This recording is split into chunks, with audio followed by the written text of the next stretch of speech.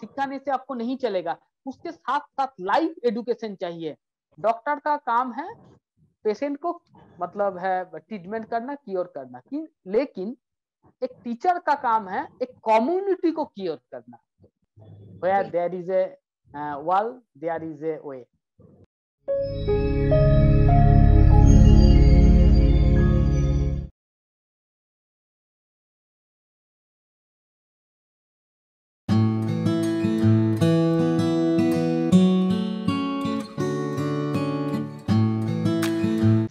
Hello everyone, I am Seema Choria and I welcome you all to Great Principles. Great Principle के show पे आज हमारे साथ है एक अनजाने हीरो। कोरोना के इस युद्ध में कहीं ना कहीं ये सारे अनजाने भी हीरो पीछे रह गए। आज हम जानते हैं ऐसे एक हीरो की कहानी हमारे चैनल पे। 2 वर्षों से कोरोना ने हमारी जिंदगी रोक दी। इसमें सबसे बड़ा नुकसान हुआ है शिक्षा का। कोरोना के डर से सभी ने अपने अपने घरों में रहने को प्राथमिकता दी। स्कूल और कॉलेज बंद है। इसमें सबसे ज्यादा नुकसान हुआ है बच्चों का। बच्चे पढ़ाई से वंचित रह गए और खास तौर पर हमारे ग्रामीण क्षेत्र के बच्चे जिनके सपने इस कोरोना के समंदर में बह गए, जो अपने घरों की 4 दीवारी में कैद हो गए। ऐसी ही कहानी है हमारे जोबा अतपरा, पश्चिम बर्धमान, वेस्ट बंगाल के आदिवासी गांव के बच्चों की, जिनके सपने भी इस कोरोना के साथ बह जाते थे। सौभाग्यवश उनके जीवन में एक मसीहा आए, दीप नारायण नायक, जो एक बहुत ही समर्पित और उत्साहित शिक्षक हैं, जो सभी चुनौतियों के बावजूद बाधाओं को टालते हैं और जुनून, रचनात्मक और धर्म सर्कल के साथ पढ़ाते हैं।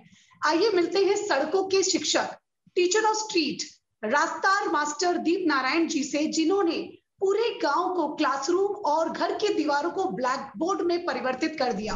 Welcome sir, welcome to great principles. आशा करते हैं हमारे आज के एपिसोड से हम बहुतों को ये प्रेरणा दे सकते हैं कि एजुकेशन ही सबसे इंपॉर्टेंट है, शिक्षा से बढ़कर और कुछ नहीं, और शिक्षा प्रदान करने वाले हमारे टीचर्स, हमारे गुरु किसी ईश्वर से कम नहीं। Welcome sir.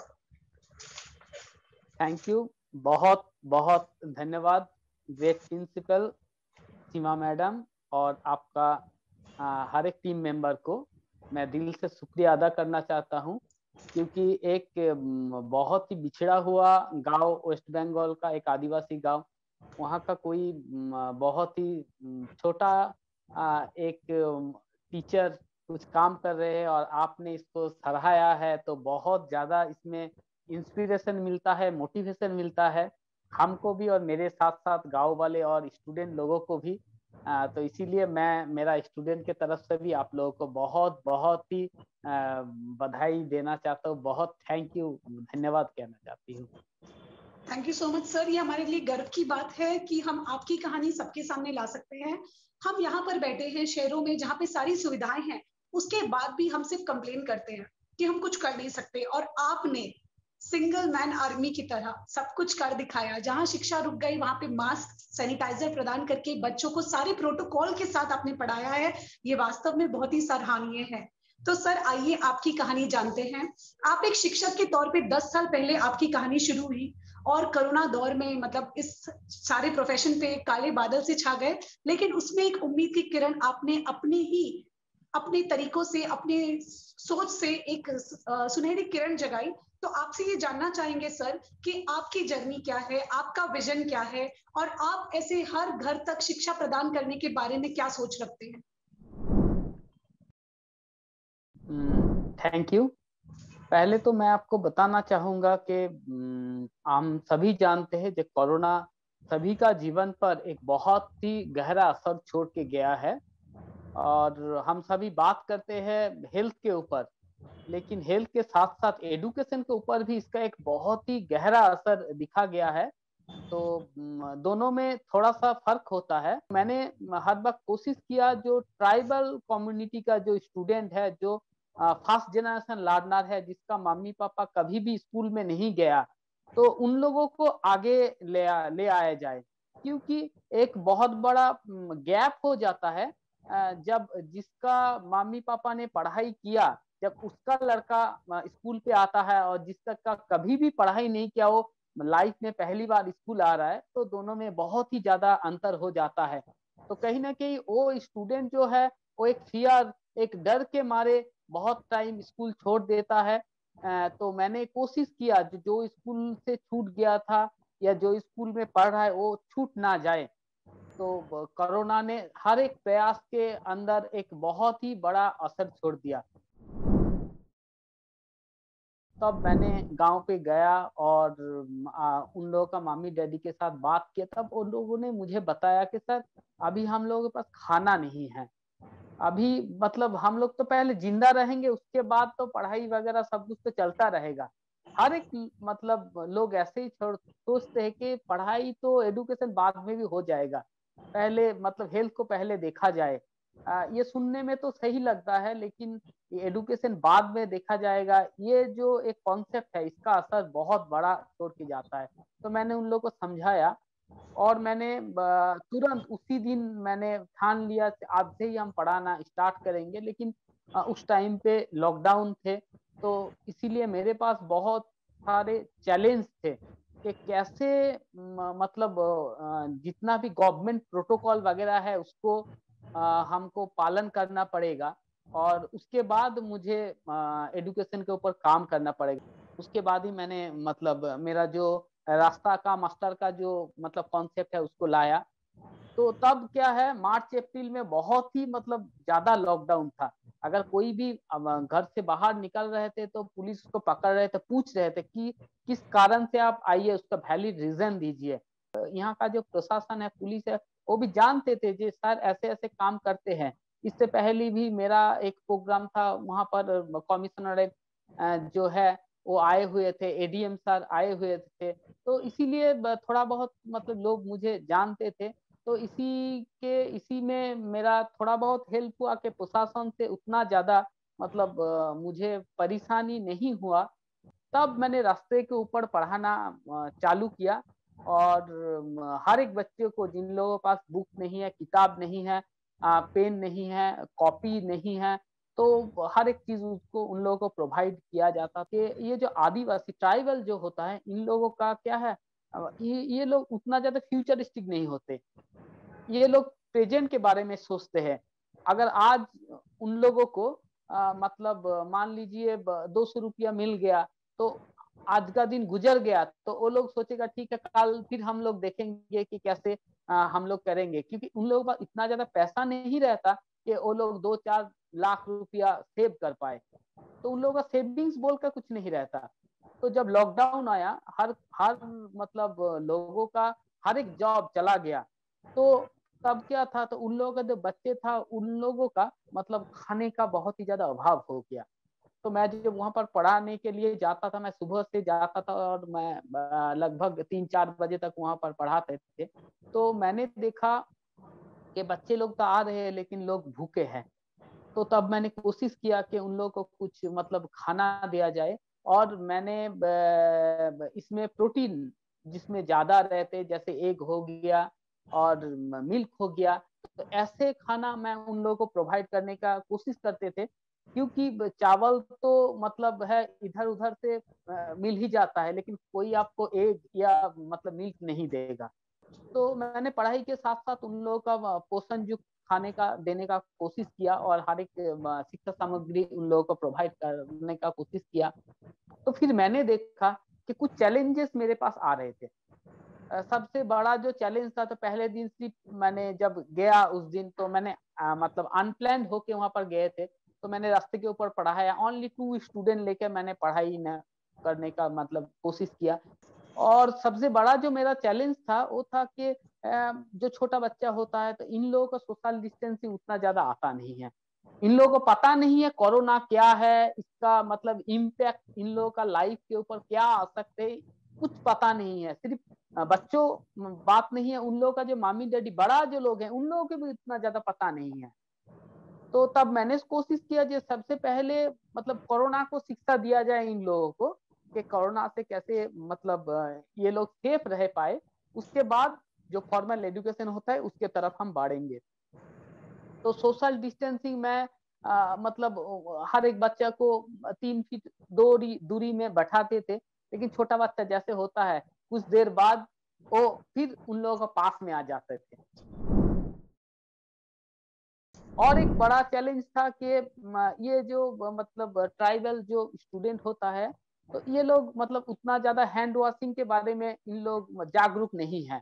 ये एक बहुत ही मतलब वो अच्छा रहीम है, बहुत ही सराहाया गया है। बंगाली में जो लोग जानते हैं इस राइम को, वो लोग बहुत ही मतलब सराहाया है। नया तरह से मैंने कोशिश किया।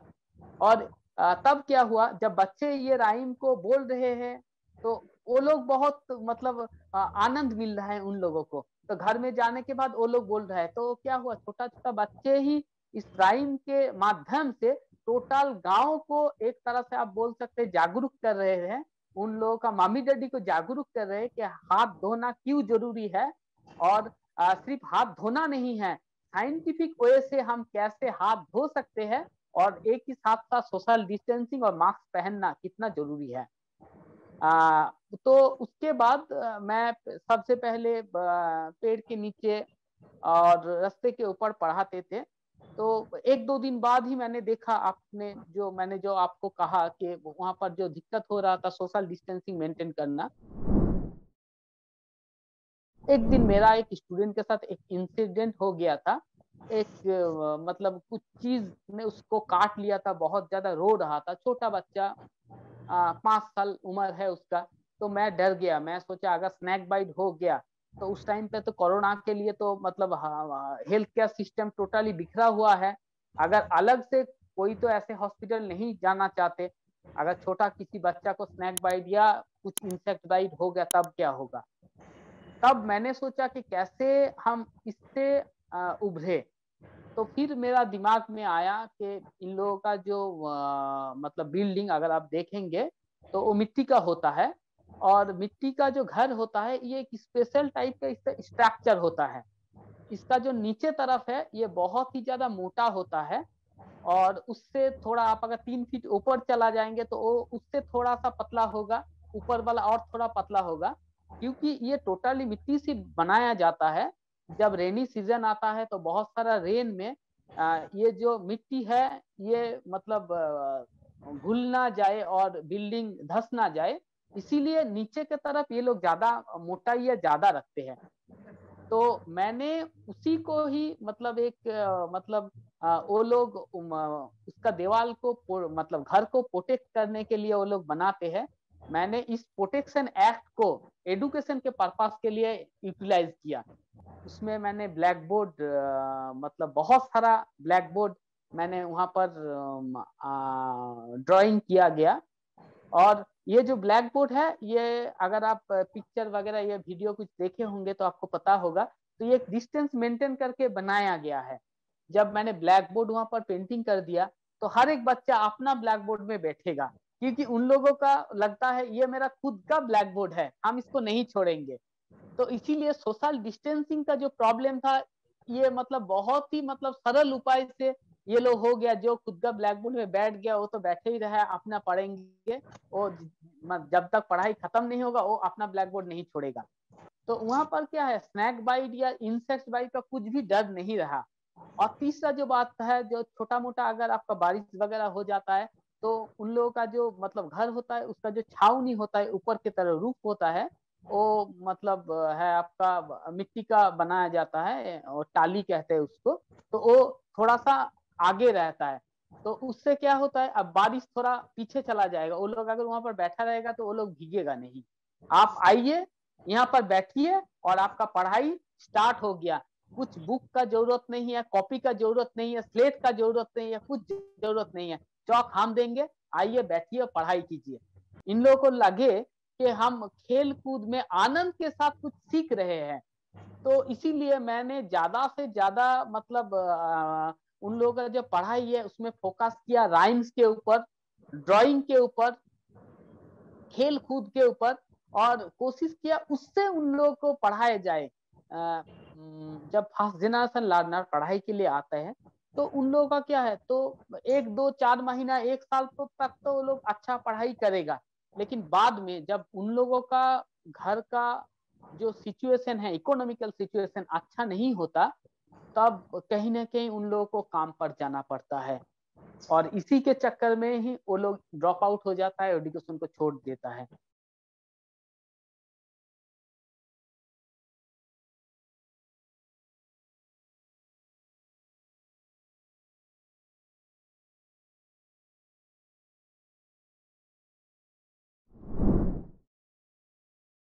तो उन लोग उतना पता नहीं है इसके बारे में। तो इसीलिए मैंने कोशिश किया तो सिर्फ एडुकेशन मतलब स्टूडेंट लोगों को देने से उतना ज्यादा ये फायदेमंद नहीं रहेगा। ये मतलब लॉन्ग टर्म गोल में ये नहीं आएगा। शॉर्ट टर्म गोल तो आपका हो जाएगा, लेकिन आप ये नहीं कह सकते कि आज जो बच्चा पढ़ रहा है 10 साल 15 साल बाद भी ये पढ़ाई करेगा। अगर वो उतना दिन तक नहीं पढ़ाई करेगा, 2 साल बाद छोड़ देगा, तो आपका जितना भी काम था ये तो बेकार हो गया। तो इसमें बहुत सारा प्रॉब्लम होता था, क्योंकि मेरा जो टारगेट है ये शॉर्ट टर्म में नहीं है, मेरा टारगेट है लॉन्ग टर्म में गोल करना। तो पहले मैंने आपको बताया कि जो हेल्थ है ये शॉर्ट टर्म में मतलब होता है, और शॉर्ट टर्म में आपको ट्रीटमेंट चाहिए। अगर आज आपको बुखार आएगा तो कल परसों आपको ठीक होना चाहिए, नहीं होंगे तो आप फिर दूसरा डॉक्टर के पास जाएंगे। लेकिन एजुकेशन सिस्टम में ऐसा नहीं होता। ये 2-4 दिन के लिए नहीं, ये दो मतलब है 10-20 साल के लिए हम लोग सोचते हैं। तो इसीलिए मैंने सोचा कि सिर्फ इन लोगों को एडुकेशन नहीं, इन लोगों के साथ साथ इन लोगों को पेरेंट्स लोगों को भी एडुकेट करना पड़ेगा। तो बेसिकली मैंने टारगेट किया उन लोगों को, मामी हम मानते हैं अगर मादा लोग एडुकेट हो जाएंगे तो मतलब बच्चे को एडुकेटेड करना बहुत ही ज्यादा मतलब है, ये एक सहज उपाय हो जाएगा हम लोगों के लिए। तो मैंने बहुत बार कोशिश भी की है, लेकिन उसमें हम उतना ज्यादा सफल नहीं हो पाए, क्योंकि जब इन लोगों का कुछ काम मिल जाता है तब ये लोग जो काम पर चला जाता है। क्योंकि इन लोगों को अगर मतलब 100 रुपया 200 रुपया कैसे मिल जाता है तो वो बड़ी बात होता है। जिन लोगों के पास कुछ नहीं है उन लोगों के पास ये बड़ी बात होता है। तो जब लॉकडाउन आया तब जब हम मतलब स्ट्रीट के ऊपर लोगों मतलब स्टूडेंट को पढ़ा रहे हैं, उन लोगों का घर के दीवार में ही जो ब्लैक बोर्ड है वहां पर ही वो लोग पढ़ रहे हैं, और उन लोगों का जो मामी डैडी है वो वहीं पर ही बैठे हुए हैं। तो मैंने एक दिन उन लोगों को बोला, आप जब यहीं पर ही बैठे हुए हैं तो आप पढ़ते क्यों नहीं? आप लोगों का तो अभी काम कुछ नहीं है, टोटली लॉकडाउन है, कहीं पर आप जा भी नहीं सकते, तो आप इस टाइम को यूटिलाइज कीजिए। आप ये जो समय है इसको इन्वेस्ट कीजिए, आप इस समय को वेस्ट मत कीजिए। तो वो लोग समझे मेरी बात और बोला कि ठीक है सर, हम लोग भी पढ़ाई करेंगे। लेकिन मेरे पास एक बहुत बड़ा चैलेंज आ गया कि वो लोग तो बताया कि सर हम पढ़ाई करेंगे, लेकिन हम उसको मतलब इसको मतलब कैसे हम वास्तव में कैसे रूप देंगे। क्योंकि उस टाइम पे लॉकडाउन बहुत ज्यादा था, कोई भी टीचर मतलब टीचर नहीं मतलब कोई भी लोग डर के मारे बाहर नहीं आ सकते थे। हम अकेले हैं टीचर, और उसके साथ मेरा एक एक मतलब जगह पर 100+ स्टूडेंट है, उसके पास 100+ मदर। तो अकेले हम 200 से ऊपर लोगों को कैसे हम हैंडल करेंगे। तब मैंने एक बात मेरा दिमाग पे आया, तो मैंने मेरा स्टूडेंट लोगों को बताया कि तुम लोग अपना नाम लिखना जानते हो? वो लोग बोला हाँ सर हम जानते हैं। हम बोला ठीक है ब्लैक बोर्ड में लिख के दिखाओ। सब लोग ब्लैक बोर्ड में लिखे। मैंने बोला तुम्हारा मम्मी का नाम लिखना जानते हो, पापा का नाम लिखना जानते हो? वो लोग बोला हाँ सर जानते। हम बोला ठीक है ब्लैक बोर्ड में लिखो मुझे दिखाओ। वो लोग लिखे मुझे दिखाए। मैंने बोला तुम अपना जो एड्रेस है उसको लिखना जानते हो? बोला हाँ सर जानते हैं। हम बोले ठीक है उसको ब्लैक बोर्ड में लिखो हमको दिखाओ। वो लोग लिखे। फिर मैंने उन लोगों को बोला कि यही चीज तुम लोग ब्लैक बोर्ड में लिखना, और इसको देखते देखते तुम्हारा जो मम्मी है पापा है उसको लिखेंगे।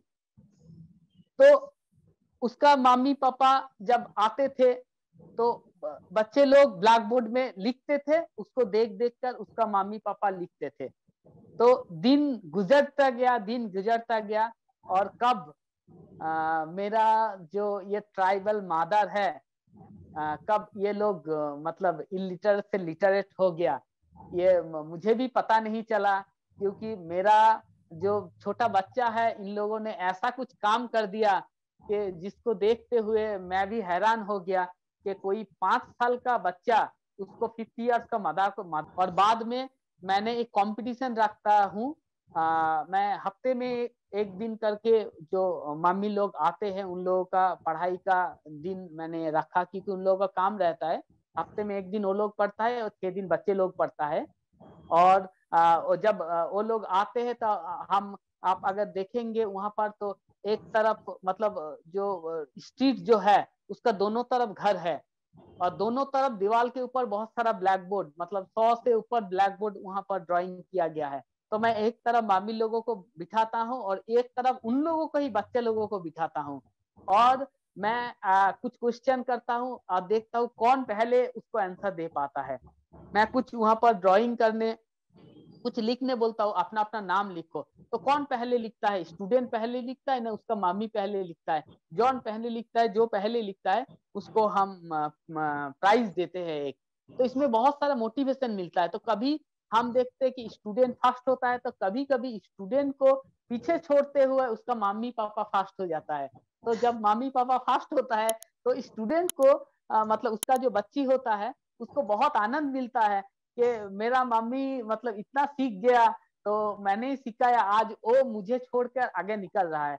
और अगर कभी उन लोगों का बच्ची लोग, मतलब उन लोगों का जो बच्ची है वो अगर फास्ट हो जाता है, तो उन लोगों का जो मम्मी है उन लोगों का बहुत ज्यादा गर्व होता है कि ये एक बहुत ही गर्व वाला बात है कि मेरा ही लड़की ने मुझे पीछे छोड़कर आगे निकल रहा है। कि एक इंसिडेंट हुआ था यहाँ पर। मेरा एक स्टूडेंट था, तो वो कुछ दिन से पढ़ाई के लिए नहीं आ रहा था। तो जब मैंने दूसरे लोगों को पूछा कि क्या हुआ, वो क्यों नहीं आ रहा है, तो किसी ने मुझे बोला कि सर उसको भूते धरा है। तो हम लोग बंगाली में भूते धरा, तो ये मतलब ये इंग्लिश में इसको मतलब इविल पकड़ना जो बात होता है, वो बात वो लोग बताना चाहते थे। तो पहले पहले मैं भी कुछ उतना ज्यादा समझ नहीं पाया। तो जब पढ़ाई खत्म हुआ क्लास, उसके बाद मैंने उसके घर पर गया और मैंने देखा कि ये तो घर होता है, एकदम मिट्टी का घर होता है। और इन लोगों का घर में अलग तरह से कोई मतलब है, एक ही दरवाजा रहता है और कोई जालना वगैरह कुछ नहीं रहता है। तो घर के अंदर इसीलिए बहुत सारा मतलब अंधकार छाए हुए है। और वहां पर वही दो चार मतलब छोटा छोटा प्रदीप जल रहा है। और ये बच्ची जो है वो एक काला सा एक पुराना सा कंबल लपेटे हुए घर के अंदर एक कोने में सोया हुआ है। जब मैं अंदर घुसना चाहा तो पहले तो उन लोगों का जो मामी है मुझे बोला, सर आप अंदर मत जाइए, क्योंकि अगर आपको भी भील ने पकड़ लिया तो ये बहुत ही मतलब दिक्कत वाली बात हो जाएगा। मैं बोला कुछ नहीं होगा। तो फिर मैंने अंदर गया। तो अंदर जाने के बाद जब मैंने कंबल को खोला, तो तब मैंने देखा जो छोटा जो बच्ची है वो मतलब फीवर के चलते उसका बहुत ज्यादा सीजर हो रहा है, बहुत ज्यादा कांप रहा है वो। तो मुझे लगा कि कहीं ना कहीं इसको मलेरिया या डेंगू ऐसा कुछ हो सकता है। तो तब मैंने जब उन लोगों का मामी पापा के साथ बात किया, तो वो लोग पहले पहले तो मेरे बात कुछ माने नहीं। बोला नहीं सर आप चला जाइए, इसका चक्कर में आप मत पड़िए, नहीं तो मतलब आपको भी प्रॉब्लम हो जाएगा। फिर मैंने जब जोर दिया, उसके बाद उसको लेकर हम लोग डॉक्टर पे गए।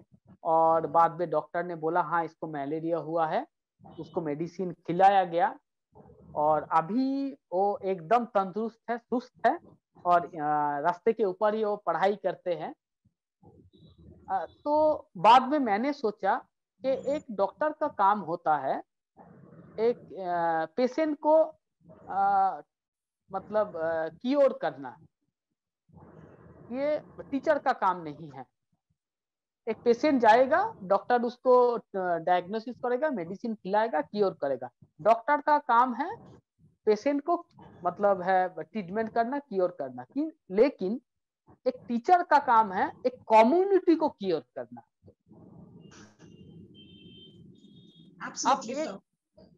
आप एक एक करके पेशेंट को तो पकड़ पकड़ के डॉक्टर के पास नहीं ले जा सकते। आप ऐसा कुछ कर सकते हैं जिसमें एक कम्युनिटी ही क्योर हो जाए, और ये जो अंधविश्वास है ये सब उन लोगों के पास नहीं रहे।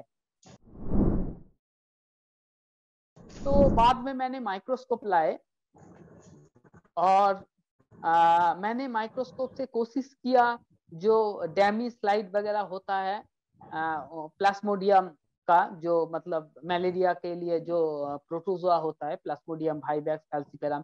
तो इसका जो डैमी स्लाइड लाए हम, डेंगू का डैमी स्लाइड लाए और कोरोना का भी डैमी स्लाइड हम लाए। तो वहां पर मैंने कोशिश किया कि उन लोगों को समझाया जाए कि देखिए ये जीवाणु के लिए ये जो रोग है ये होता है। तो जब मैंने माइक्रोस्कोप लाए तो गांव का जो लोग हैं कभी भी माइक्रोस्कोप नहीं देखे थे, तो उन लोगों के अंदर एक उत्साह सा मतलब छा गया। जो स्टूडेंट है वो लोग तो मतलब दौड़ दौड़ के आ रहे हैं। तो बहुत सारा मतलब आप विश्वास नहीं करेंगे कि 200-300 लाइन बन गया सिर्फ माइक्रोस्कोप को देखने के लिए, क्योंकि एक बंदा तो एक ही बात देख सकता है, तो पीछे 200 मतलब लोग हैं। तो जैसे भी हो एक एक करके पहले दिन जस्ट मैंने दिखाया कि देखो ये ऐसा चीज है, ठीक है जाओ, ऐसा चीज है, ठीक है जाओ। तो बाद वाले दिन अच्छी तरह से फिर लोगों को दिखाया गया। तो पहले स्टूडेंट लोग देखा, वो लोग घर में जाकर बताया कि मैंने आज देख के आया कि ऐसे जो जो लोग बोल रहे थे भूत पकड़ लिया, मैंने भूत को देखा। तो फिर बाद में उन लोगों का जो मम्मी डैडी है वो लोग आए, तो बाद में स्टूडेंट लोग समझा नहीं ये भूत नहीं है, एक जीवाणु है, इसके लिए ये रोग होता है।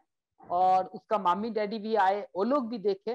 तो धीरे धीरे कम्युनिटी में ये एक प्रचार सा हो गया कि जब किसी को फीवर होता है, उसके साथ अगर उसका बहुत सारा सीजर होता है, तो ये मलेरिया या डेंगू है। इस मतलब जब ऐसा कुछ सिम्टम होता है, हम लोग का ओझा या झाड़ फूक के पास नहीं जाना है, हम लोग को डॉक्टर के पास जाना है, डॉक्टर से सलाह लेना है। और जब कोरोना का वैक्सीन आया तब भी लोग डर रहे थे वैक्सीन लेने के लिए। जब मैंने गांव में दौरा किया, मैंने एक सर्वे किया, तो मैंने देखा लगभग गांव का कोई भी मदर ने वैक्सीन नहीं लिया। लेकिन तब माने सेकेंड वेव चल रहा है, थर्ड वेव आने वाला है, तो बार बार बताया जा रहा था मादा लोगों को वैक्सीन लेना है, वैक्सीन लेना है। एक तरफ वैक्सीन का क्राइसिस है और दूसरी तरफ एक मतलब ट्राइबल गांव है जहां पर कोई भी लोग वैक्सीन लेना नहीं चाहते। बाद में मैंने एक रिपोर्ट बनाया और यहाँ का जो आधिकारिक है स्वास्थ्य केंद्र का, तो वहां पर मैंने जब उनको जमा दिया, तो उसके बाद उन्होंने भी उसको मतलब अपनी तरह से उसको देखा। और देखने के बाद उन्होंने मुझे बोला ठीक है सर, हम वैक्सीन देंगे, तो आप अरेंज कीजिए लोगों को। तो तब मेरे पास एक बहुत बड़ा चैलेंज था कि अरेंज करेंगे तो कैसे करेंगे, क्योंकि इन लोगों के पास उतना ज्यादा जागरूकता नहीं है। सबसे पहली बात। दूसरी बात, इन लोगों के पास मोबाइल अवेलेबल नहीं है। आप जानते हैं वैक्सीन लेने के लिए आपको ओटीपी चाहिए, मोबाइल चाहिए। तो बहुत ही चैलेंज वाला बात था मेरे लिए, लेकिन मैंने हार नहीं माने। मैंने उसको जारी रखा और सभी से आधार कार्ड लिया, मेरा खुद का नंबर, मेरा रिलेटिव का नंबर, और किसी का अगर नंबर होता है, एक नंबर से हम जानते हैं 4 ठो को हम वहां पर मतलब कोविन ऐप पर हम रजिस्टर कर सकते हैं। तो मैंने अलग अलग लोगों का नंबर पर अलग अलग लोगों को रजिस्टर कर दिया और सबको हाथ में एक चिरकुट दे दिया और उसमें लिख दिया कि उन लोगों का कोड क्या है, 4 डिजिट कोड। और बाद में तब लॉकडाउन चल रहा था, तो कम्युनिकेशन मतलब ये जो मतलब गांव से बहुत सारा गांव है जहां से हॉस्पिटल का जो डिस्टेंस है बहुत ही ज्यादा है। तो 15 kilometre, 20 kilometre, 18 kilometre, 9 kilometre, 7 kilometre, तो इतना मतलब जो दूरी है अलग अलग गांव से, तो लोग कैसे जाएंगे। और इन लोगों के पास इतना पैसा नहीं है कि खुद का ये लोग कार बुक करे और जाए। तो बाद में मैंने कोरोना का ये जो वैक्सीन देने के लिए एक वैक्सीन रॉथ का उद्बोधन किया। शायद ये देश में भी पहली बार होगा जब वैक्सीन का रॉथ मैंने उद्बोधन किया। और इस रॉथ में ये एक 60 सीटेड एक बड़ा बस था और इसमें संपूर्ण मतलब फ्री ऑफ कॉस्ट गांव से लोगों को जिन लोगों का मोबाइल भी नहीं है, दूसरा लोगों को मोबाइल पर उन लोगों का मतलब रजिस्टर किया जाता था और उन लोगों को वैक्सीन रॉथ में free of cost health care system में ले जाने के बाद वहां पर वैक्सीन देने के बाद फिर से उस गांव में छोड़ दिया जाता था। मैंने कोशिश किया कि सिर्फ फॉर्मल एजुकेशन नहीं, उसके साथ साथ लाइफ एजुकेशन, साइंस एजुकेशन और टेक्नोलॉजी का जो एजुकेशन है वो दिया जाए। कहीं ना कहीं अगर देश को आगे हम लेके जाना चाहते हैं तो ये जो ट्राइबल कम्युनिटी है, जो बिछड़ा हुआ समाज है, इन लोगों को सबसे पहले आगे ले जाना पड़ेगा। जब ये लोग आगे चल जाएंगे तो ऑटोमेटिकली पीछे पीछे देश जो है आगे चला जाएगा। तो मैंने यही कोशिश किया। बिल्कुल सर, मेरे पास शब्द नहीं है, मतलब मैं क्या कहूँ। आपकी विजन, आपकी सोच को सुनने के बाद में ऐसा लगता है कि मेरे शो पे बहुत सारे स्कूल्स के प्रिंसिपल्स आते हैं, बहुत सारे शिक्षक आते हैं, एजुकेटर्स आते हैं, पर आज एक बहुत मुझे गर्व हो रहा है एक रियल एजुकेटर से मिलने के बाद। आपकी जो सोच है कि शिक्षा से पूरी कम्युनिटी को बदला जा सकता है, ये एक ऐसी सोच है जो वरदान की तरह साबित होगी। सर, आपको मैं ये बताना चाहती हूँ कि सिर्फ ट्राइबल कम्युनिटी नहीं है जो एजुकेशन को इम्पोर्टेंस नहीं देती, ये प्रॉब्लम हमारी मेजॉरिटी पॉपुलेशन में है। मुझे ये बोलते हुए अच्छा नहीं लग रहा है, पर ये सच है कि लोग एजुकेशन को इम्पोर्टेंस नहीं देते। आज भी हमारे देश में बच्चों की शादी पे ज्यादा खर्च किया जाता है उनकी एजुकेशन से ज्यादा। तो आप जैसे टीचर्स की जरूरत है, आप जैसे शिक्षकों की जरूरत है, जो किसी ऑर्गेनाइजेशन के भरोसे नहीं बैठे हैं, किसी स्कूल के भरोसे नहीं बैठे हैं, या रीजन नहीं दे रहे हैं, एक्सक्यूज नहीं दे रहे कि गवर्नमेंट ने ये नहीं दिया है, सरकार ये नहीं कर रही है। आपने खुद ने जहां रहा है वहां चाहा है, इस बात पे अमल किया है और हर रास्ते बनाए, हर चुनौतियों को पार किया, हर चैलेंज में अपॉर्चुनिटी क्रिएट की और बहुत खूबसूरती से सब कुछ को पार किया और सबको शिक्षा प्रदान की है। सर, आपको हैट्स ऑफ है, सल्यूट है, you know, you deserve an applause from us. ये बहुत बहुत बड़ी बात है जो आप कर रहे हैं और ऐसे ही शिक्षकों की हमें जरूरत है, तभी देश आगे बढ़ेगा। ये बहुत इंपॉर्टेंट है कि लोग ये ना बहाने मारना बंद कर दे। शिक्षा मतलब एजुकेशन को हम हमेशा सेकेंडरी मानते हैं, उसको इंपॉर्टेंस देना बहुत जरूरी है। आपने बहुत सारी बातें बताई, बहुत सारी चीजें आपने सामने लाई कि कितनी मतलब एक टीचर की सारी क्वालिटीज हैं आपके अंदर। सर, आपसे कहना चाहेंगे कि सर आप एक रोल मॉडल हो, एक इंस्पिरेशन हो बहुतों के लिए। सर, मुझे आपसे एक बात जाननी है यहाँ पर, आप इतने टैलेंटेड हैं, आप इतने अलग अलग तरीकों से हर चैलेंज को अपॉर्चुनिटी पे बदलते हैं, फिर आपको क्या चीज इंस्पायर करती है इस एरिया में रहने के लिए और यहाँ के लोगों को पढ़ाने के लिए? आप टीचर क्यों बने? इससे पहले मैं आपको एक बात बताना चाहता हूँ जो आपने दोहराया है कि कहीं ना कहीं ये मतलब बोलने में दर्द भी होता है, लेकिन ये एक कड़वा सच है कि आज भी एडुकेशन को इतना ज्यादा प्रायोरिटी नहीं दिया जाता। एक लड़की के शादी में जितना खर्च किया जाता है उसका पढ़ाई में उतना ज्यादा खर्च नहीं किया जाता। आपका जो सवाल था उसके ऊपर आते हैं कि क्यों हम मतलब इसमें आए। और बहुत सारे लोग मुझे पूछते हैं कि सर, जब लोग डर रहे थे बाहर आने के लिए तब क्यों मतलब आपको डर नहीं लगा कि आप बाहर में आए, आप पढ़ाए लोगों को, और साथ साथ आप लोगों को खाना वगैरह दे रहा है, बहुत सारा खर्चा होता है। तो आपके साथ मतलब खुद का पॉकेट से जब खर्चा होता है तो कहीं ना कहीं जो मतलब आम लोग होते हैं हम लोगों की तरह, जिन लोगों का सैलरी बहुत ही मतलब मिनिमम होता है और मिडिल क्लास फैमिली को कहीं ना कहीं तकलीफ होता है। तो आपको क्या कुछ तकलीफ नहीं होता? तो इतना ज्यादा मोटिवेशन इंस्पिरेशन आपको कहाँ से मिलता है? मेरे पास पढ़ाई करने के लिए आ रहा है 8 साल 10 साल का बच्चा, वो सुबह से कुछ नहीं खाया, भूखा आया है वहां पर और सारा दिन वहां पर मतलब बैठे हुए हैं। तब मुझे मतलब सोचने का मौका नहीं मिला कि अगर हम इन लोगों को खिलाएंगे तो कितना खर्चा आएगा, अगर हम इन लोगों को खिलाएंगे तो हम गरीब बन जाएंगे ना, मेरा कितना पैसा चला जाएगा, वो मुझे मौका नहीं मिला। हम मानते हैं अगर आप भी ऐसा सिचुएशन में कभी रहेंगे कि आपके सामने कोई लड़की है या कोई लड़का है 5 साल 4 साल का जो सुबह से भूखा हुआ है, तो आपके पास 10 रुपया भी होगा तो वहां से भी आप 5 रुपया खर्चा कर देंगे, भाई ठीक है ये पहले खा ले। तो जब वो खाएगा और उसका मुंह पर एक मुस्कान आएगा, तब आपका जो मतलब है अंदर से जो फीलिंग आएगा, मतलब उसको आप किसी को बयान नहीं कर सकते। और वो 5 रुपया के साथ ये जो फीलिंग है इसको आप तोल नहीं कर सकते। ये बहुत सारा बच्चे थे जो कोरोना काल में जन्म लिया है, जिन लोगों का उम्र तब 2 साल मतलब 2 महीना था 3 महीना था, लेकिन जब उन लोगों का मादार का मैल न्यूट्रिशन हो गया तो उन लोगों का मिल्क नहीं है, मादार मिल्क नहीं है। लेकिन आप जानते हैं कि जो मतलब 3 महीना 4 महीना 5 महीना उम्र है वो तो कुछ खा नहीं सकता, जिसका उम्र 8 महीना भी है वो भी उतना ज्यादा कुछ खा नहीं सकता, लेकिन उसका मादार मिल्क नहीं है क्योंकि उसका मादार को उतना पोषण नहीं मिल रहा है। तो क्या किया जाए। तो उस दौर में जितना भी कोरोना काल में विलेज में लड़का मतलब बार्थ हुआ था, जिन लोगों का उम्र, उन लोगों के लिए मैंने मतलब है जो उन लोगों का फूड होता है, मिल्क वगैरह जो होता है, जिसको जो मतलब चाहिए, नैन या आपका 1 2 3 बहुत सारा आता है, तो उम्र के हिसाब से जिसको जो चाहिए उसको प्रोवाइड किया गया। साथ साथ जो प्रेग्नेंट मदर है जिसको बच्चा अभी तक नहीं आया, लेकिन 3 महीना बाद, किसी का 6 महीना का बाद बच्चा आएगा, अगर उस टाइम पर उसको पोषण नहीं दिया जाया तो उसका जो बच्चा जब मेल न्यूट्रिशन लेके जन्म लेगा तो आप उसको कितना भी खिला लीजिए, लेकिन आप उसको मतलब सही नहीं कर पाएंगे।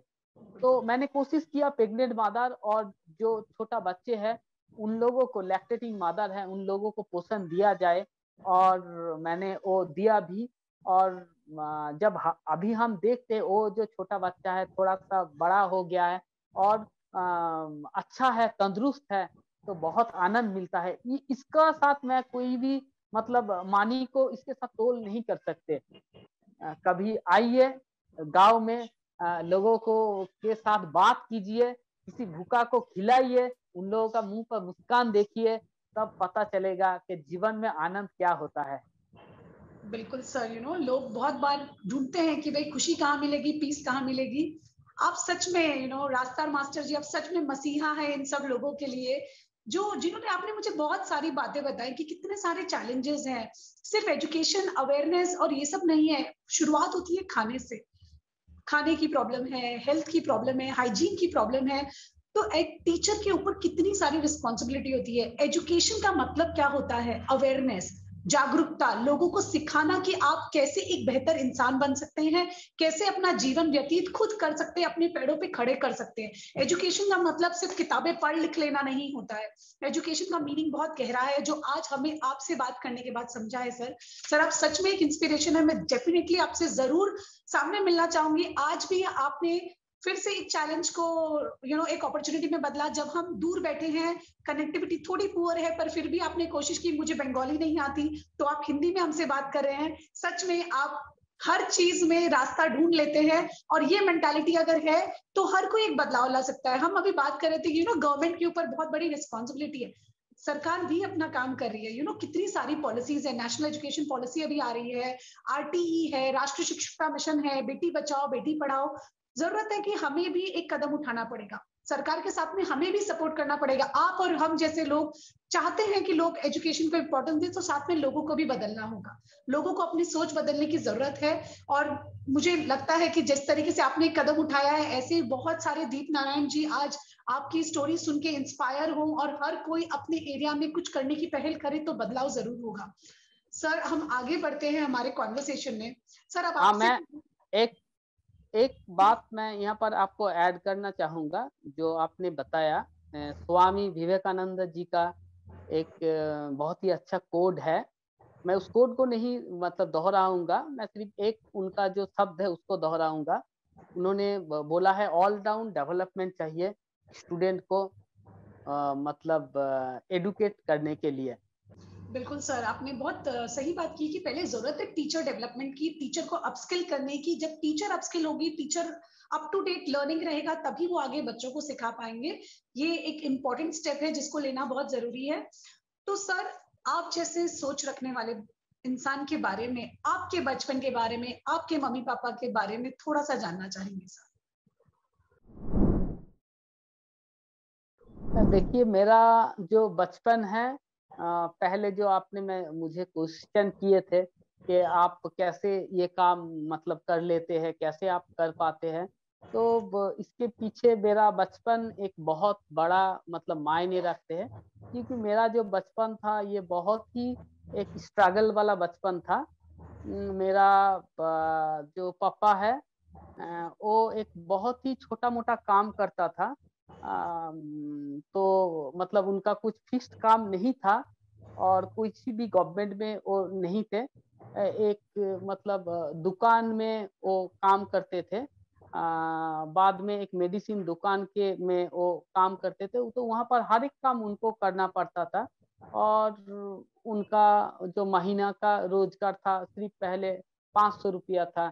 और जब वो रिटायर्ड किए, मतलब जब उन्होंने वो काम छोड़ दिया 60 साल के बाद, तब उनका जो मतलब महीने का इनकम था तब सिर्फ 2500 था। तो और हम लोग मतलब 4 बहनें थे और हम एक टोटल 5 हम लोग भाई बहन हैं और मम्मी पापा है।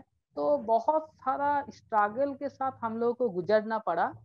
मेरा जो टीचर लोग है, मेरा जो स्कूल है, मैं सब लोगों को मतलब आज आप लोगों से माध्यम से फिर से प्रणाम करना चाहूंगा, क्योंकि मुझे बहुत सारा टीचर ऐसे मिला कि जो मुझे मुफ्त में पढ़ाए, या फिर आप कह सकते हैं ट्यूशन जब पढ़ने जाते थे मुझसे हाफ वो लोग वेतन लेते थे। तो इसीलिए क्योंकि हम पढ़ाई में थोड़ा बहुत, उतना ज्यादा नहीं लेकिन थोड़ा बहुत अच्छे थे, तो इसीलिए टीचर लोग भी जानते थे मेरा जो मतलब घर का जो इकोनॉमिकल कंडीशन है उतना अच्छा नहीं है। हम जब स्कूल में भी पढ़ाई किए तो हम तीनों, मतलब 2 दीदी मैं एक साथ 3 जन पढ़ाई करते थे एक एक टाइम पर। तो स्कूल से भी एक का जो फीस है वो छूट मिलता था, कॉलेज से भी थोड़ा बहुत छूट मिला है। तो इसीलिए शायद हम मतलब पढ़ाई कर पाए। तो बहुत ज्यादा मेरा मतलब चैलेंज था। मेरा जब एचएस हुआ मेरा पापा का, तब नौकरी चला गया था, क्योंकि वो जो मेडिसिन का दुकान है वो जो मतलब ओनर है वो मतलब सेल कर दिया था दूसरा किसी को। और दूसरा किसी ने वो मतलब उसको खरीदने के बाद 1 साल तक उसको नहीं चलाया। तो तब मतलब पापा ने महीने में जो भी मतलब 2000 रुपया तब लगभग कमा लेते थे, तो वो भी बंद हो गया।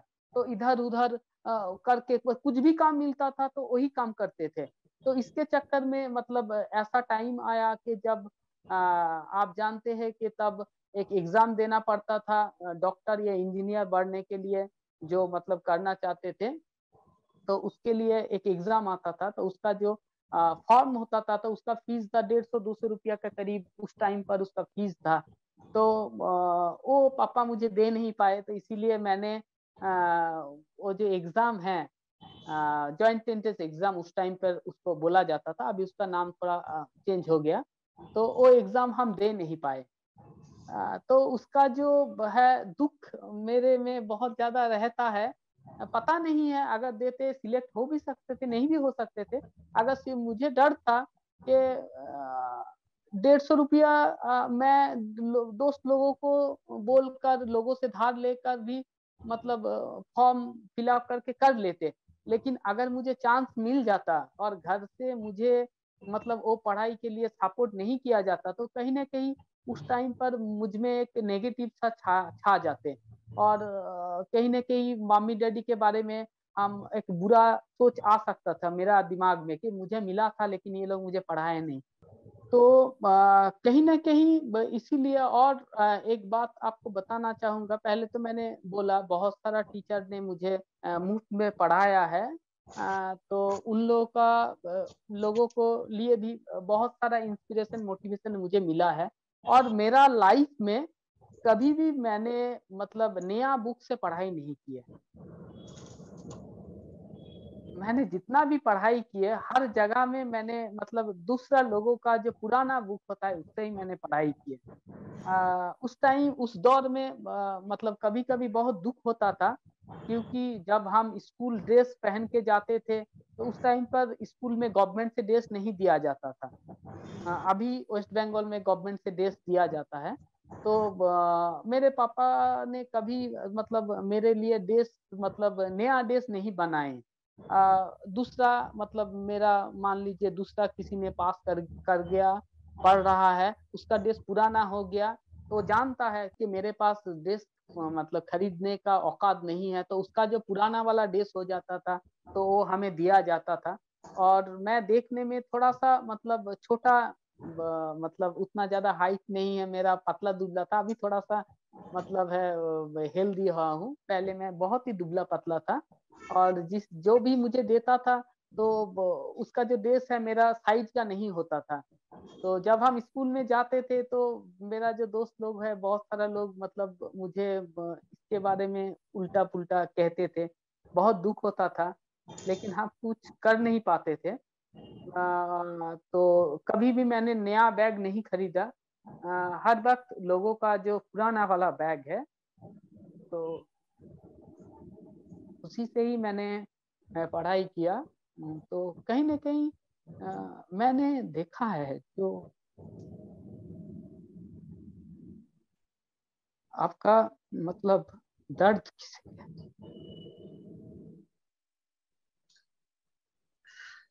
मतलब दर्द किसे कहते हैं? तो इसीलिए मैं कोशिश करता हूँ कि जो लोग सर मैं समझ सकती हूँ कि आप किन मुश्किलों से गुजरे हैं। मतलब सुन के मैं समझ, मतलब मैं, आपने तो उसको सब कुछ सहा है, मैं सिर्फ सुन रही हूँ। और मैं आपको बता नहीं सकती हूँ कि मैं इस समय क्या महसूस कर रही हूँ। बस मैं यही कहूंगी कि शायद आज मुझे ऐसा लगता है कि मैं भगवान को बहुत ज्यादा शुक्र अदा करती हूँ कि उन्होंने मुझे जो कुछ भी दिया है। हमें जरूरत है जब हम किसी और की प्रॉब्लम सुनते हैं कि हम लाइफ में कितना कुछ है हमारे पास जिसको हम वैल्यू नहीं करते। मुझे माफ कीजिएगा कि मैंने आपको आपके जीवन के वो पन्ने खुलवा दिए जिससे आज आप बहुत इमोशनल हो गए हैं। So sorry sir. तो सर आपका जो जर्नी था, चाइल्डहुड जर्नी, उसमें बहुत सारे स्ट्रगल्स थे, बहुत सारी चीजें थी जो आप चाहते हो इन बच्चों का ना मिले। तो कहीं ना कहीं इन बच्चों में आप खुद को देखते हैं, आप सोचते हैं इनका मैं भविष्य को सुधार दूं। और शायद जो आप कर रहे हैं सर वो बहुत बड़ी चीज है, बिकॉज आप पैसों से कुछ दिन के लिए मदद करेंगे, थोड़े दिन वो खाना खा लेगा, लेकिन अगर आप उनको पढ़ा लिखा देंगे तो उनका जीवन सुधर जाएगा। एजुकेशन से बड़ा वरदान और कोई नहीं है। एजुकेशन एक वरदान है जिसे आप प्रोवाइड कर रहे हो। सर आप लाइफ में बहुत बड़ा काम कर रहे हैं, ये बहुत ही सराहनीय है sir.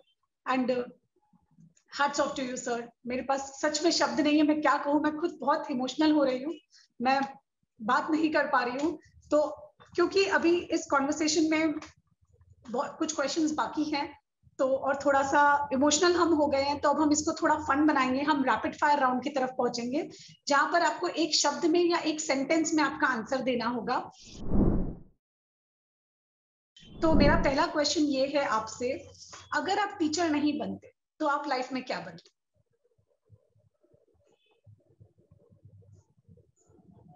Social worker. Social worker, alright.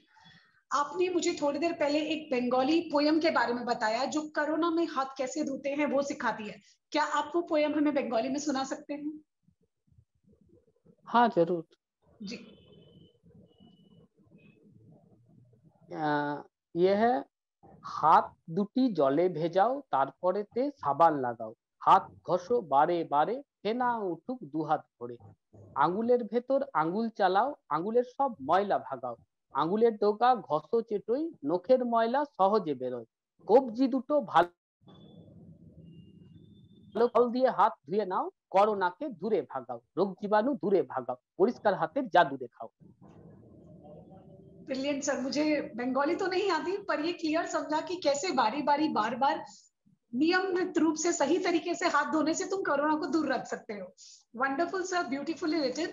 आपका फेवरेट खाना क्या है? बंगाली फूड। मेरा फेवरेट खाना मछली भात। मछली भात, ऑल राइट। आपकी फेवरेट सेलिब्रिटी कौन है या फिर कोई पर्सनालिटी का नाम बताना चाहेंगे?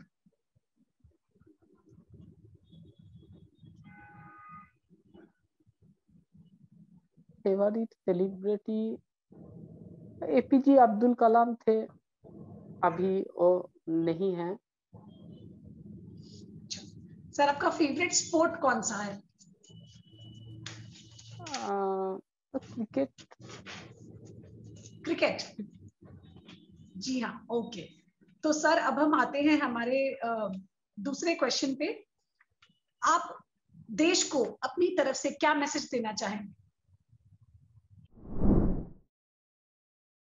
हम देश को अपनी तरफ से एक ही मैसेज देना चाहेंगे कि जो बिछड़ा हुआ जो समाज है, जो कहीं ना कहीं इकोनॉमिकली बैकवर्ड जो क्लास है, जो एडुकेशन के तरफ मतलब जा नहीं पा रहे हैं, उन लोगों को हमको एडुकेशन के तरफ ले जाना है। जो स्कूल छूट है, उन लोगों को स्कूल तरफ ले जाना है, और साथ साथ जो स्कूल में पढ़ाई करते हैं, वो लोग स्कूल छूट ना हो जाए, इसके ऊपर बहुत ही मतलब बड़ा काम करना है। बिल्कुल बिल्कुल। तो ये सर ने आपने बहुत बड़ी बात की कि स्कूल में आने के बाद वो स्कूल छोड़ ना दे। जो आपने पहले भी बताया था कि at least 14 years 15 years of education बहुत जरूरी है, तभी उसका लॉन्ग टर्म बेनिफिट मिल सकता है।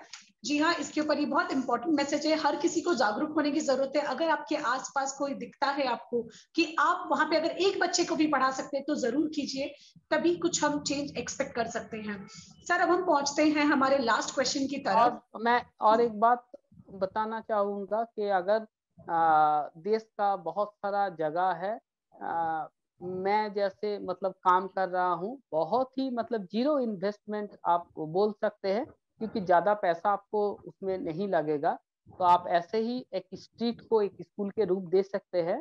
तो यहाँ पर बहुत सारा मतलब चीज आएगा, जो स्कूल में पढ़ाई कर रहे हैं उन लोगों को भी लाभ रहेगा। उसके साथ साथ जो पढ़ाई नहीं कर रहे हैं, क्योंकि मेरा यहाँ पर 3 साल उम्र से बच्चे लोग है, मतलब है उस 18 साल तक मतलब बच्ची लोग यहाँ पर रहता है।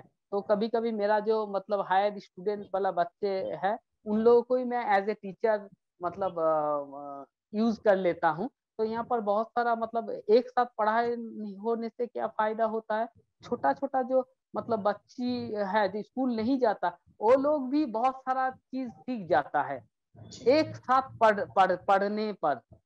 तो जो उन लोग का सिलेबस में नहीं है, मतलब क्लास 5 क्लास 6 का है, वो भी क्लास 1 या जो स्कूल में नहीं मतलब पढ़ता, वो भी वो वाला राइम बोल देगा, वो भी बता देगा जो भावेल ये होता है, कॉन्सोनेंट ये होता है। तो एक साथ पढ़ाई करने से एक ये मतलब चीज होता है, उन लोगों के बीच एक मतलब कॉम्पिटिटिव मनोभाव होता है कि कौन पहले हम बोल सकते हैं। तो ये वो कर सकते हैं लोग, मतलब ये जो मतलब स्ट्रीट एजुकेशन सिस्टम जो मैंने लाने का कोशिश किया, ये देश का किसी भी कोना पर किसी भी टीचर, किसी भी एडुकेटर और किसी भी आम अगर लोग कोई भी इसको अप्लाई कर सकते हैं। और जरूरत पड़ने पर अगर कुछ भी मतलब उन लोगों का सलाह चाहिए, कुछ भी सपोर्ट चाहिए, तो वो लोग हमसे कांटेक्ट कर सकते हैं। मैं हर वक्त उन लोगों का साथ रहूंगा, क्योंकि मैं मानता हूँ कोई अलग से भी कर सकते हैं। अगर मुझसे सलाह चाहिए तो ये 2 साल में मैं जिस जिस मतलब चुनौती का सामना किया हूँ, तो मैं उन लोगों को वो गाइड कर दूंगा। तो कहीं ना कहीं वो लोग एक दिन में ही 2 साल का एक्सपीरियंस उन लोगों को मिल जाएगा। तो ये उन लोगों के लिए फायदेमंद रहेगा। तो दीप नारायण नायक, मुझसे वो लोग कांटेक्ट कर सकते हैं। बिल्कुल। तो यहाँ मेरे सारे व्यूअर्स को मैं एक अपील करना चाहूंगी कि जैसे कि सर ने बताया, आप सब अब कंप्लेन करना बंद करिए और एक बदलाव का हिस्सा बनिए। आप भी एक पहल कर सकते हैं। जैसे कि सर ने बताया, यहाँ पे कोई बहुत बड़ा इन्वेस्टमेंट की जरूरत नहीं है। आप अगर चाहें तो आप भी एजुकेशन स्प्रेड कर सकते हैं, जिनको नहीं मिल रही है वहां तक आप पहुंचा सकते हैं। ये एक बहुत ही खूबसूरत सोच है सर। सर आपसे ये जानना चाहेंगे, अगर आपका ये जो मिशन है, अब इसको काफी पॉपुलैरिटी मिल रही है, लोग जा रहे हैं, सराहा रहे हैं इसे, इसमें हम कोई मदद कर सकते हैं? हमारे व्यूअर्स किसी तरीके से आपको सपोर्ट कर सकते हैं? कोई ऐसा तरीका है जिससे हम आपके मिशन को और सक्सेसफुल बना सकते हैं? हाँ जी, जरूर। अगर कोई सपोर्ट करना चाहते हैं तो जरूर कर सकते हैं, क्योंकि मैं सिर्फ इसको एक जगह में वेस्ट बंगाल या आसनसोल में इसको ऐसा बात नहीं है कि यहीं पर सिर्फ मतलब ट्राइबल, एससी या बिछड़ा हुआ समाज या फिर इकोनॉमिकली बैकवर्ड क्लास रहता है। बहुत सारा जगह है जहाँ पर रहते हैं। हम चाहते हैं कि कहीं पर भी कोई बच्चा है, उन तक ये प्रोजेक्ट पहुंच जाए, और उनको मतलब ये जो एडुकेशन का जो मतलब अधिकार है, उन लोगों को मिल पाए। तो इस प्रोजेक्ट को हम एक्सपेंड करना चाहेंगे। अगर कोई भी हमसे जुड़ना चाहता है तो वो जुड़ सकता है। और मुझसे अगर कोई सलाह चाहता है तो वो भी दिया जाएगा। और कोई अगर हेल्प करना चाहते हैं तो वो भी हेल्प कर सकते हैं।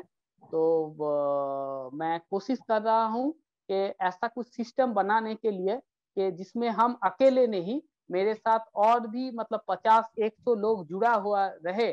तब क्या होगा, अगर आप 100 रुपया भी हमको देंगे तो ऐसा नहीं है। देखिए कभी कभी बहुत सारे लोग मुझे फोन करते हैं, बोलते हैं सर मैं आपको कुछ मदद करना चाहती हूँ।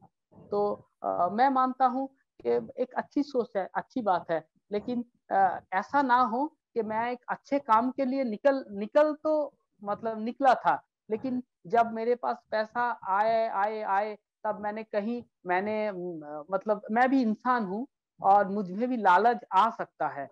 और मैंने उस पैसा को मतलब अपनी डेवलपमेंट के लिए, अपना घर के लिए उसको मतलब सेव कर लिया, और नहीं तो अपने घर के लिए उसको यूटिलाइज कर लिया, तब ऊपर वाला कोई है मतलब वो मुझे क्षमा नहीं करेगा। तो मैं निकला था एक अच्छा काम करने के लिए, लेकिन हो गया मुझसे एक बुरा काम। तो इसीलिए मैं एक सिस्टम बनाना मतलब इसमें काम काम कर रहे, जिसमें हम अकेले नहीं, मेरे साथ और 100 बंदे जुड़ा रहे। और मतलब अगर कोई भी कुछ भी हेल्प करना चाहते हैं, कोई बुक वगैरह देता है, कोई किताब देता है, या फिर कोई मतलब पैसा देता है, कुछ भी, वो मेरा मतलब अपने हिसाब से कुछ ना हो, उसमें मिनिमम 100 बंदा हो, और उसको देखभाल करने के लिए मिनिमम 10 लोग हो, और वो जो 100 लोग हैं उन लोगों का सभी मतलब लोगों को जानना चाहिए कहाँ से पैसा आया, पैसा कहाँ पर खर्चा हुआ। और कहीं ना कहीं गवर्नमेंट को भी ये पता होना चाहिए कि कौन मुझे क्या हेल्प कर रहा है। और अगर और सबसे बड़ा जो बात है, जो मुझे हेल्प करना चाहते हैं उनको भी पता होना चाहिए कि उनका पैसा हम किस काम के लिए लगा रहे हैं और कहाँ कहीं पर लगा रहे हैं। तो जब ज्यादा लोग जुड़ जाएंगे इसके साथ, तब क्या होगा, अगर कभी भी मेरे अंदर लालच आ गया तो हम उसको यूटिलाइज नहीं कर पाएंगे। और हम दुआ करते हैं भगवान से कि वो मेरे ऊपर जो अपना कृपा दृष्टि है वो बनाए रखे, लाइफ में कभी भी ऐसा नहीं हो कि मुझ में लालच आ जाए या पैसे के बारे में कुछ भी मतलब ऐसा कुछ हो जाए। तो इसीलिए मैं मतलब एक टीम बनाना मतलब बना रहा हूँ अभी। हम सोचते हैं कि कुछ ही दिनों में मेरा ये टीम बन जाएगा, और जो अकाउंट वगैरह होगा वो मतलब और भी ज्यादा लोग बाहर से भी लोग रहेंगे, तब मतलब बहुत अच्छा अच्छा होगा। और मतलब बहुत मतलब क्या कहते हैं उसको, मतलब बहुत वो सच्चा होगा, ट्रांसपेरेंट होगा। बिल्कुल सर। सर उम्मीद करते हैं, आशा और करते हैं। अगर हाँ, अगर कोई भी मुझसे मतलब जुड़ना चाहते हैं, मुझसे सलाह चाहते हैं, बात करना चाहते हैं, या कुछ भी क्वेरी वगैरह होता है, तो मेरा नंबर 9732129445 ये है। तो वो लोग मुझसे बात कर सकते हैं, मैं जरूर उन लोगों का साथ दूंगा। बिल्कुल सर, उम्मीद करते हैं, आशा करते हैं, भगवान से दुआ करते हैं कि आपके हर प्रोजेक्ट को सक्सेस मिले। और सर अच्छाई बराबर अच्छाई को ढूंढ लेती है, जरूर आपकी टीम बहुत ज्यादा बड़ी होगी। एंड आई एम श्योर जैसे हम आप तक पहुंचे वैसे बहुत सारे लोग आपसे जुड़ेंगे और आपके इस सपने को साकार करेंगे। ये बहुत खूबसूरत चीज है जहां आप बहुत सारे बच्चों की लाइफ बना रहे हैं। You are shaping so many life. So I am sure इन सबकी ब्लेसिंग्स आपके साथ है, साथ में इनके पेरेंट्स की ब्लेसिंग्स आपके साथ में है। इसी आशा से कि आपसे बहुत सारे लोग प्रेरित हो, बहुत सारे लोग इंस्पायर हो और आपके साथ जुड़े और अपने भी एरिया में इस तरीके के टीचर ऑफ स्ट्रीट्स बने। आपको किसी भी स्कूल, ऑर्गेनाइजेशन या प्रिंसिपल की जरूरत नहीं है। आज ग्रेट प्रिंसिपल्स पे एक ऐसे हीरो है हमारे साथ जिन्होंने अपने ही बल पर सब कुछ पूरे गांव का चेहरा बदल दिया। So great sir, thank you so much for your thank time. You. आपकी स्टोरी, आपकी कहानी हमको दिल को छू गई है एंड मुझे पूरा यकीन है आज मेरे व्यूअर्स ने बहुत कुछ सीखा। आज उन्होंने एक सच्चे एजुकेटर से उनको मिलके बहुत बहुत खुशी मिली होगी। थैंक यू हम सो मच। लास्ट एक ही बात लास्ट में हम आपको मतलब दोहराना चाहेंगे कि शुरुआत तो हर कोई कर लेता है, शुरुआत तो हर कोई कर लेता है, लेकिन जो खत्म करता है वही सच्चा हीरो होता है। तो मतलब मैं भी शुरुआत तो कर लिया, शुरुआत करने से मतलब कोई हीरो नहीं बन जाता, कोई मतलब मैं टीचर ऑफ द स्ट्रीट हम नहीं बन गए, मैंने सिर्फ इसकी शुरुआत किया। जब हम इसी काम को लगभग 20 साल तक करेंगे, उसके बाद आप मुझे बोलिए teacher of the street hero, तब मुझे और भी ज्यादा आनंद मिलेगा। और इसी काम के लिए ही मैं मतलब ऐसा एक सिस्टम बनाना चाहता हूँ, क्योंकि शुरुआत करने से कुछ नहीं होता, सही में काम खत्म करने के बाद ही मतलब सेटिस्फेक्शन मिलता है। जो मेरा स्टूडेंट आज यहाँ पर पढ़ाई कर रहे हैं, 18 साल के बाद जब वो लोग स्ट्रीट एजुकेशन से निकल जाएगा और खुद के बलबूते पर जो फर्स्ट जनरेशन लर्नर है, खुद के बलबूते पर वो नौकरी पा लेंगे या खुद का बिजनेस बना देंगे, तब हम आपके पास आएंगे, यहाँ पर इंटरव्यू देंगे और हम बोलेंगे कि मैंने 15-20 साल पहले ऐसे काम शुरू किया था, आज मेरा कोई स्टूडेंट यहाँ पर है, कोई स्टूडेंट यहाँ पर जॉब कर रहा है, कोई स्टूडेंट ये बिजनेस कर रहा है और उसका बिजनेस पे वो मतलब हजारों लोगों को एम्प्लॉयमेंट दे रहा है, तब मुझे मतलब और भी ज्यादा अच्छा लगेगा। तो इसीलिए मैंने ऐसा सिस्टम लाने का कोशिश कर रहे हैं कि जिससे हो सकता है कि अगले 10 साल बाद मेरा कुछ अघटन मेरे साथ घट गया, लेकिन उस टीम पर ऐसा एक लोग होना चाहिए जिसको हम ऐसे ट्रेनिंग देके ऐसे बना देंगे, जब हम नहीं रहेंगे तब ये काम और कोई आगे लेके जाएगा। मेरा जरूरत नहीं है, सिर्फ मेरा जो ये लक्ष्य है इसको आगे जाना है, वो हम रहे या ना रहे कोई बात नहीं। बिल्कुल सर, आपने ये दीप जलाया है और बिल्कुल ये दीप की रोशनी हमेशा प्रज्वलित रहेगी। और इसी एक खूबसूरत सोच के साथ में आप एक टीम बना रहे हैं और मुझे पूरा विश्वास है कि बहुत सारे लोग इससे जुड़ेंगे और ये ग्रो होगा। डेफिनेटली हम वापस मिलेंगे, because consistency is the key to success. अगर हम कंसिस्टेंटली कुछ लगातार करते रहते हैं तो ही हमें सक्सेस मिलती है। श्योर सर, हम आपसे वापस मिलेंगे, बहुत जल्द मिलेंगे। Thank you so much once again sir. आपका बहुत बहुत आभार है, आपने अपनी जर्नी हमारे साथ शेयर की और बहुत खूबसूरत तरीके से, बहुत दिल से अपनी बात हमसे कही। Thank you. थैंक यू, बहुत बहुत धन्यवाद ग्रेट प्रिंसिपल सीमा मैडम, आपका टीम को और आपका हर एक व्यूअर को। और लास्ट में एक बात कि जब स्टूडेंट स्कूल तक नहीं आ सकता, जब स्टूडेंट एजुकेशन के तक नहीं आ सकते, तो कहीं ना कहीं टीचर लोगों का ही ये दायित्व बन जाता है कि एजुकेशन को ही उन लोगों को घर तक लाया जाए। तो यही सोच हम रखते हैं कि जो स्टूडेंट स्कूल तक नहीं आ सकते, जो लोग एजुकेशन तक नहीं आ सकते, एजुकेशन को ही उन लोगों को घर तक पहुंचाया जाए। तो इसी काम पर हम काम कर रहे हैं। और मेरा एक दोस्त है डॉक्टर, उन्होंने एक बहुत ही अच्छा मतलब कोटेशन मुझे भेजा था मेरे काम के ऊपर। मुझे वो दिल से छू गया कि जहाँ पर दीवार है वहीं पर रास्ता है। Where there is a wall, there is a way. Beautiful, certainly where there is a wall there is a way. तो बिल्कुल, तो बहुत सारी दीवारें खाली पड़ी हैं, आइए हम उन सबको ब्लैक बोर्ड में तब्दील कर दें। हम लोग जानते हैं जहाँ दीवार हो जाता है वहाँ सब कुछ बंद हो जाता है, लेकिन यहाँ पर जहाँ दीवार है वहीं पर रास्ता है। Where there is a wall, there is a way. दीवार यहाँ पर एक रास्ता दिखा रहा है, दीवार रास्ता को बंद नहीं कर रहा है। तो यही एक अलग सी बात है। तो जरूर हम चाहेंगे कि बहुत सारा लोग इससे जुड़े। रास्तार मास्टर 01@gmail.com ईमेल आईडी पर बहुत बहुत दिल से मतलब धन्यवाद। Thanking you from the core of my heart. मैं जो मेरा जो मतलब फीलिंग्स है अभी आपको बयान नहीं कर सकते, इतना आनंद मिला मुझे। लेकिन इतना कह सकती हूँ कि आप लोग भी बहुत ही अच्छे मतलब काम कर रहे हैं। हम जैसे नहीं वो समाज के एकदम निचले स्तर की लोगों के साथ काम कर रहे हैं, उन लोगों को आप मतलब आप जैसे मतलब एक बड़ा प्लेटफॉर्म में ला रहे हैं और लोगों के अंदर उसको मतलब बोल रहे हैं। इसीलिए मतलब हम मानते हैं कि ग्रेट प्रिंसिपल, ये जो नाम है ग्रेट, ये सच में मतलब इस नाम का बहुत बड़ा मायने रखते हैं। और ये और भी ज्यादा ग्रेट ग्रेट ग्रेट प्रिंसिपल बन जाए। सिर्फ एक ग्रेड में मतलब इसको नहीं चलेगा, इसमें मिनिमम तीनों ग्रेड होना चाहिए। Great great great principal.